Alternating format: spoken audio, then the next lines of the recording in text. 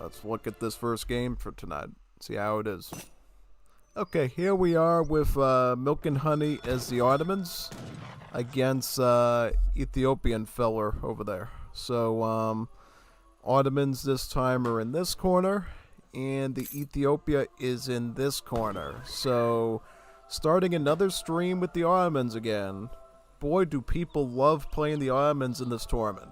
I say that all the time, and I'm going to keep saying it because it keeps proving itself time and time again. So why do people always pick the Ottomans? It's pretty simple. They got a very solid starting build here. You build a trading post up, you build a mosque, then you chop a bit for your house or find a good treasure to get that done, and basically you got yourself a recipe for very powerful shipments. Yeah, Ottoman shipments, of their units especially, very powerful, very influential. You know, Janissaries, Abbas gunners, Falconets, Safahis, Mamluks. Ottomans rarely live on their unit shipments, so the best way that they can make it work, get as much XP as possible. Obviously, on the Great Plains trade route, you're going to get a whopping 69 XP per delivery. And then you get a trickle of 0.8 per second XP trickle at the mosque as well. And when you combine both of those together, your shipment timing as the Ottomans is going to be really good. Very good. So what we see right away developing is this Ottoman is going what we call naked fast fortress, which means they're going straight up to age 3 without stopping. And you can usually tell that because one thing that an Ottoman player will do is go straight where capitalism is card number 1. It's a gold trickle. Basically the idea is skip the villager card, go right for the gold trickle. So by the time you're ready to go to age 2 and you arrive in age 2, you're going to have that 300 or so gold ready to go to combine with your 700 gold shipment to reach that 1,000 requirement to go to age 3. And that's basically the essence of that. Now, you do get a little bit short-chumped on food, obviously, because, well, simply put, you're missing those 3 villagers, but at the very least, your gold is already figured out, and you can just leave those settlers on top of the food the whole entire time, which is something, you know, with other civs you can struggle with a bit, because you have to decide, okay, when is it time to move over on the gold, or do I stay on the food? Ottomans make it a bit easier for you. I mean, they make it already pretty easy enough because their town centers give you free villagers, of course, but they make it a little bit easier by going with the gold trickle first, pretty much. So, yeah. So, what is the Ethiopia up to? Let's get over to them and not ignore them too long. So, the Ethiopia, do we know what he's running? It's a Chinese character, so I don't know what this deck means, but looks pretty basic. Basically, you start with Trinity here, this card. It's an infinite card, so you can send it as many times as you need. Gives you 2 villagers and a bun. It's a priest that can heal your troops, obviously. He can also gather from a mound monastery. A mound monastery, very important structure for Ethiopia. It allows you to collect gold, allows you to collect influence in a combination that you get to determine and configure at the building. So you can, I believe, get all gold if you want. You can get half and half, or you can get a bigger portion of influence. It all depends on what sort of strategy you want to go with, basically. Yeah. And another thing you'll notice here is these little structures called granaries. They're basically free buildings. They're free. Nothing in life is free. That's what your parents told you, but these things are actually free. What they do is they boost the hunting rate of your villagers nearby when they're gathering food. So that's pretty good. You know, when you're trying to hunt an animal, make sure that the granary is nearby. Not only does it improve the gather rate, it actually lures the huntables towards the building. So if you have a granary here, these bison are eventually going to walk over here and go around the fence of this thing, so you don't have to do any crazy stuff to hunt as much. He's making it even easier by herding the huntables right into the granary. So the animals are right here, they see it, and they want to go to it eventually. And though when you do shoot an animal, it is going to scatter off eventually, it will most likely come back as long as you're not doing anything too crazy with the hunt management. So yeah, they have aged up right now with... Who'd they age up with exactly? I wasn't even checking. Definitely wasn't the Jesuits this time, because I don't see any sort of church structure here. So we'll find out soon enough what they ended up going with for an alliance. And Ottomans, they're going age 3 now, right? So they went with their 700 coin first. Then they're going to go with the 700 wood. So when you're going for a naked fast fortress, the gold is the biggest priority. Get the gold first, then you can ship the wood in next, pretty much, to get your infrastructure. Yeah, if you're going for more of a semi-fast fortress, you would send the wood first, get your buildings established, maybe make some military, and then do the age 3 age up when it's most convenient. With Ottomans, it can be very powerful just to go straight up to age 3 like he's doing right here, and that's exactly what he's going to do. He's going straight up with the marksman. That's a very powerful politician option, gives you about 4 free Abyss gunners. Very powerful skirmisher, it does crush damage. Very, very strong unit. So, right out of the gate, he's got 4 Abyss gunners and probably one of these powerful shipments here ready to go. Most likely it's going to be Savahi, Falconet, or Mamluk, depending on what resources he has. This deck also gives him the possibility of going for a fast industrial. Could do that as well. It all depends on what the Ethiopia's doing and his odds of being able to squeegee by and get that done. If an Ottoman can pull off a fast industrial, they're going to do it. And it's even more dangerous because it has the great bombards involved. They got factories.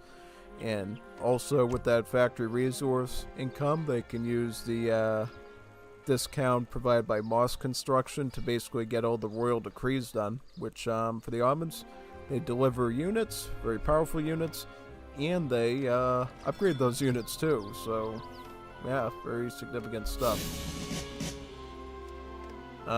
What is Ethiopia's plan, though? Alright, so he's going Safahi first, it looks like. Powerful cavalry, does splash damage, has a lot of HP and attack. He can also regenerate when it's idle and not fighting, so yep, it can have some long life to it too if you want. Alright, so the Ethiopia right now has a palace set up over here. This defensive structure is basically going to protect the front of the base pretty much, as well as being able to let you train special units, pretty much when you get through your alliances for the most part, as well as your artillery, like the Sevastopol, big giant mortar.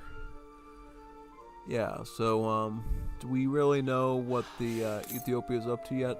Not sure, but notice here that you can see the configuration for the monasteries. So right now, this Ethiopia has it set to all gold, no influence.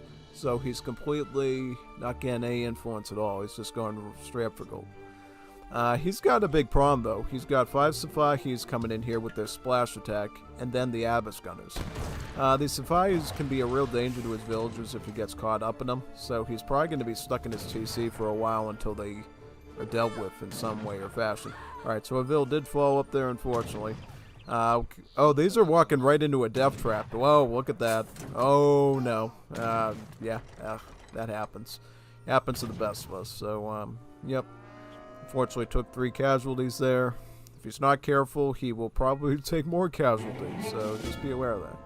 Now, I do like that Ethiopia decided to grab the second train post up there. It's one less XP source that the Ottomans can grab. So, it might stall you a bit of time and a bit of trouble. But you know what trouble is? That. Wow. Good job. Oh, even save that one. That's really good. I mean, win without any casualties out there at all. Try to protect the priests as well if you can, these Abuns. Because those Abuns are needed to grab the resources from these monasteries. Looks like he went up to H3 as well. Got a nice arsenal there. Losing that wagon. That's totally alright. You got enough mounted monsters to get by, so I wouldn't worry about that too much. Looks like these Abyss and Safahis are a big concern still. Going for the veteran upgrade on the infantry and shipping in 9 Gascanyas. Gascanyas are Ethiopian musketeers, but here's the thing. They don't use a musket, they throw spears at you, so they're spearketeers, I guess. Overall, the big thing between them and the normal musket is the fact that they cost wood instead of gold. So, if you don't have any gold, they do count as a trash unit. Yeah. Statistically, they're very strong. I mean, 30 damage, that's pretty good. They actually have 13 range. So they actually have one more range than the standard musket does, which is usually 12. Not bad. Also going to be making some Shotel Warriors. The Shotel Warriors in this case will be great against the Abyss Gunners because they're essentially what we call shock infantry. So they're actually hand cavalry. A very light form of hand cavalry on foot. They even have a multiplier against skirmishers. This light infantry multiplier there is against skirmish units. Alright, he's also shipping in the 8 shipment of Gasconias. So he's basically stacking a ton of unit shipments in Age 3. Now, the problem is, the Ottoman did end up going fast industrial, because we can see the Age 4 coming in right here with the Grand Vizier.